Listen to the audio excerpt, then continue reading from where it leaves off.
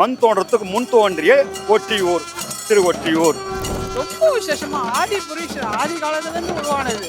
இந்த உலகத்திலே முதல் தோன்றது இந்த உலகம். எங்க மாணிக்க தியாகேச பெருமான் வந்து அருட்பெரும் கருணை உள்ளம் கொண்டவர். கார்த்திகை மாசத்துல விசேஷமா கவச திறப்பு நடக்கும். சுந்தரருக்கு வந்து திருமணம் பண்ணி வச்ச தலம். சுவாமியே வந்து சாட்சியா நின்று இந்த கல்யாணம் நடத்துறதா சங்க காலத்துல இருந்து சொல்றாங்க. சத்தியம் கோயில் இல்லை, மகிமத்தாயில் இருந்தாங்க.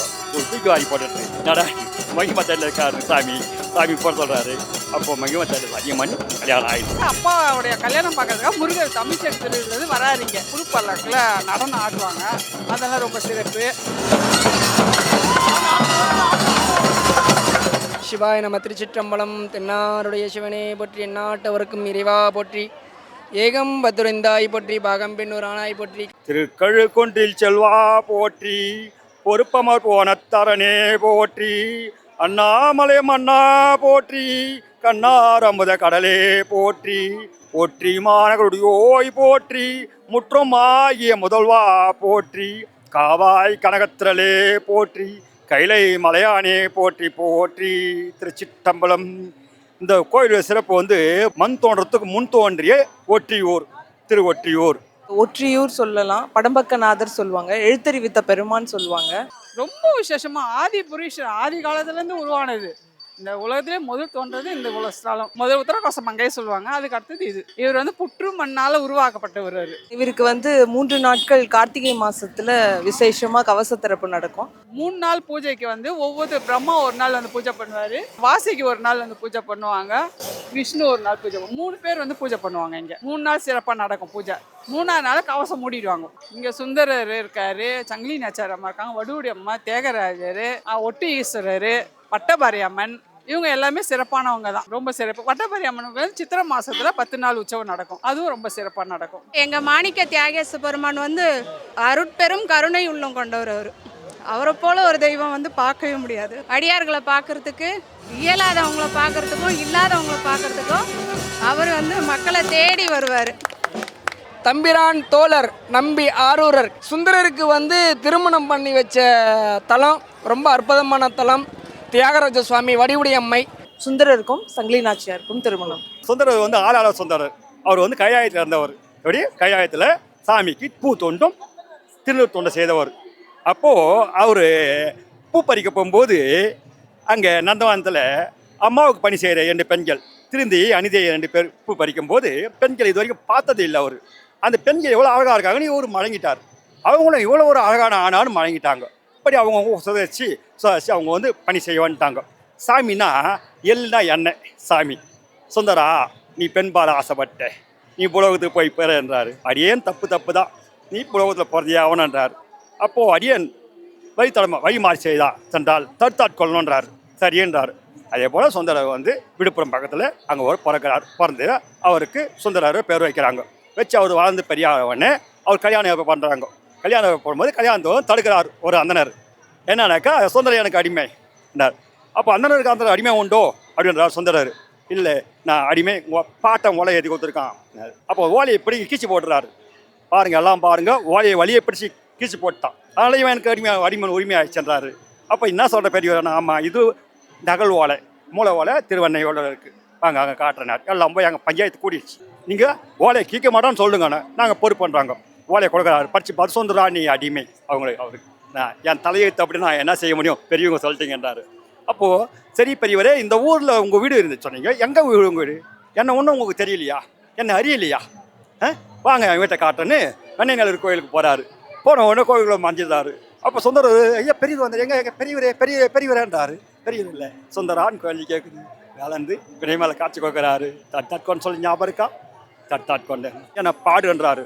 எனக்கு படித்தது பாடு, நான் சிறியவன், நீங்கள் பெரியவங்க, நான் என்னன்னு பாடுறதுங்காரு. என்ன வன் தொண்டன்னு சொன்னீங்க என்ன, அது அப்படியே பட்டிய பாடு. அந்த பாடல் ஒரு பாடுறாரு. அதை பாடி முடிச்ச உடனே ஒவ்வொரு கோயிலையும் பார்த்துக்கும் போது இங்கே திருவொற்றியூருக்கு வந்துடுறாரு.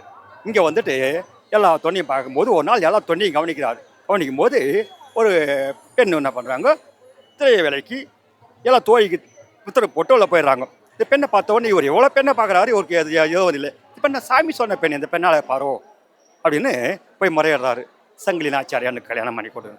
சங்கிலி நாச்சியார் வந்து நாயரில் பண்ணாங்க. ஞாயிறில் பண்ணாங்க. அவங்களுக்கு பொண்ணு பண்ணோடனே செங்கல்நாச்சியார் போய் வச்சாங்க. அப்போ பெரிய பெண் ஆன உடனே கல்யாணம் பண்ண முயற்சி பண்ணுறாங்க. நான் ஒரு சிவனடியாருக்குரியோ எனக்கு கல்யாணம் வேணான்றாங்க. பெண் ஏதோ சொல்ல நினைக்கிறாங்க. அப்போது அவங்க சொந்தக்காரன் வந்து பெண் கேட்டு வரான். வரும்போது இவங்க ஏதோ சொல்லி அனுப்பிச்சிட்றாங்க. இவளை விட அழகு இல்லையா அப்படின்னு ஒரு இது அவன் சொன்ன உடனே அவன் பாம்பு கட்சி செத்துப்படுறான். பாம்பு கட்சி செத்துடுறான். அப்போது இவங்க அப்பா அம்மா என்ன பண்ணுறாங்க, நம்ம பெண் சொல்கிறது ஒரு கணக்கு இருக்குதுன்னு சொல்லிட்டு திருவட்டூர் வந்து மரம் கட்டி விட்டுறாங்க. கன்னி மரம் மரத்துலேயே தங்கியிருக்காங்க. பூத்தொண்டு செய்கிறாங்க. நான் அந்த பூ பறிப்பாங்க, பூ கட்டுவாங்க, சாமி கொடுப்பாங்க. அப்போ இவங்க ஒவ்வொரு தொண்டி ஒரு பார்வை வரும்போது பூத்தொண்டை பார்வை இந்த அம்மா திரையை விலைக்கு உத்தரவில் போயிட்டாங்க. பார்த்த உடனே சாமி ஆண்டவர் முறையிறாரு, அந்த பெண்ணை எனக்கு கல்யாணம் வாங்கினு நான் பேசுகிறேன்றாரு. போயிட்டு அவங்க பேசிட்டு வந்தால் சொல்கிறாரு, சுந்தரம் என்ன ஆச்சுன்றாரு. அவங்க சொல்கிறாங்க, உனக்கு பறவைன்னு திருவாரூரில் ஒரு மனைவி இருக்காங்க இல்லையா, அவர் கேட்குறாங்க. அவனா அப்போ நீ சத்தியம் செய்து கொடு நான் அவங்களுக்கு. அவங்க வந்து கல்யாணம். அப்போது என்ன சொல்கிறேன் நான் சொல்கிறேன் சொல்லிட்டு மறுபடியும் சத்தியம் வாங்கிக்கிறார். சத்தியம் வாங்கிக்கோ, உன்னை பெரிய மாடம் சத்தியம் வாங்கி கல்யாணம் பண்ணிக்கிறா சரின்னுறாங்க. அப்போது சத்தியம் செய்து கொடுத்து சொல்லிட்டான். ஆனால் ஒன்று இது சொன்னது வந்து சாமி சுந்தருக்கு தெரியாது. மகிமாத்தாண்ட சத்தியம் வாங்கியான்னு சொல்லிடுறாரு. யார் சாமி, யார் சங்கிலியாச்சாராண்ட இவங்க தெரியாது. மறுநாள் காலையில் வாசல் நிற்கிறாரு. வராங்க, சாமி சத்தியமாக சொல்ல கோயிலுக்கு வாங்க. அம்மாவுடைய தொழில் சொல்கிறாங்க, சத்தியம் கோயில் இல்லை மகிமாத்தா இல்லைன்றாங்க. ஒரு தூக்கி வாரி போட்டுறது நடா மகிமாத்தாயில் இருக்காரு சாமி போட சொல்கிறாரு. அப்போது மகிமாத்தாயில் சத்தியம் பண்ணி கல்யாணம் ஆயிடுது. அந்த திருக்கல்யாணம் அது வருஷம் இங்கே ஒரு பெரிய ஒரு திருவிழா போல் நடந்துக்கிட்டு இருக்குது. அது திருக்கல்யாணம் சாமியை நடத்தி வச்ச கல்யாணம். இந்த இடத்துல நான் ஒரு சிவபெருமானி ஆரூரா ஒட்டியூரா 2ஆம் தேதி வந்து மார்னிங் பார்த்தீங்கன்னா கல்யாணம். சுவாமியே வந்து சாட்சியா நின்று இந்த கல்யாணம் நடத்துறதா சங்க காலத்துல இருந்து சொல்றாங்க. இதற்கு வந்து முருகர் வந்து அங்கிருந்து வருவாங்க இந்த கல்யாணத்துக்கு. வந்து அப்பாவுடைய கல்யாணம் பார்க்கறதுக்காக முருகர் தமிழ்ச்செட்டு திருவிழா வராருங்க. 5 நாள் தங்குவார். அதில் 5 நாளும் அன்னதானம் சிறப்பாக பண்ணுவார். பொழுதுக்கும் எப்போவுமே போனாலும் அன்னதானம் நடக்கும். வர அடியாருங்கெல்லாம் அங்கே தங்கலாம். எல்லாமே சிறப்பாக நடக்கும். காலையில கல்யாணம் முடிஞ்சிரும். ஈவினிங் வந்து ஒரு ஊர்வலம் வருவாங்க. 63 ஊர்வலம் வருவாங்க.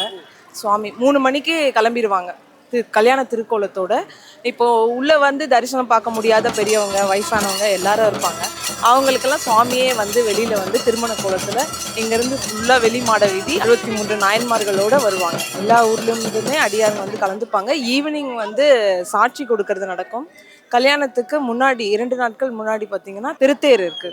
இந்த 11 நாளும் சந்திரசேகர் வலம் போவார், தியாகராஜர் வலம் போவார். ஒவ்வொரு நாளும் 2 முறை சாமி வலம் போவாங்க. தீர்த்தவாரி இருக்கு. சுவாமி கல்யாணம் முடிஞ்சு தீர்த்தவாரி போவாங்க அடுத்த நாள். இது முடிச்சு கடைசியா பந்தமரின்னு ஒரு நடனம் இருக்கு.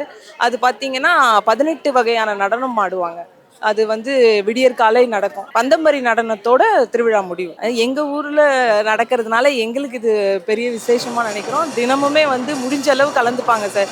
மார்னிங் வர முடிகிறவங்க மார்னிங்கு, வேலைக்கு போறவங்க அப்படின்றவங்கலாம் ஈவினிங் வந்து கலந்துப்பாங்க. இந்த மாசி மகத்துல தினமுமே வந்து காலையில ஒரு வாகனத்துல வருவாங்க, ஈவினிங் ஒரு வாகனத்துல வருவாங்க. இன்றைய தினம் புஷ்ப பல்லக்குல வராங்க. இன்னைக்கு வந்து பூ பல்லாக்கு பயங்கரமா இருக்கு தரிசனம். புது பல்லாக்குல நடனம் ஆடுவாங்க. அதெல்லாம் ரொம்ப சிறப்பு.